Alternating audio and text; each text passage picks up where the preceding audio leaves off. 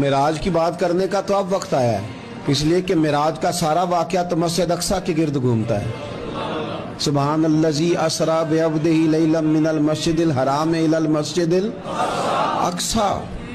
حضور نے معراج کی رات مسجد اقصی میں نماز پڑھائی تھی، اور ایک بار پھر سے طیبہ سے فلسطین میں آ، راستہ دیکھتی ہے پھر مسجد اقصی تیرا۔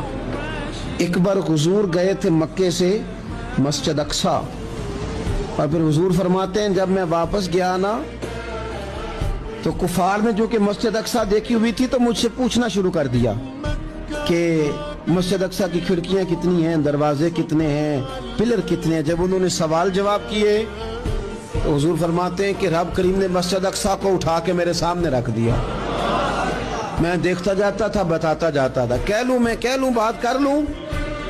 ایک دفعہ حضور مکے سے مسجد اقصی آئے، اور ایک دفعہ مسجد اقصی میرے نبی کی زیارت کے لیے مکے گئی، حضور کی زیارت کے لیے مکہ شریف گئی۔ اور میرے نبی تو صرف کسی چیز کی طرف ایک دفعہ دیکھ لیں تو وہاں رحمت کے پھول کھلتے ہیں۔ مسجد اقصی کی طرف منہ کر کے 17 مہینے میرے نبی نے نماز پڑھی ہے۔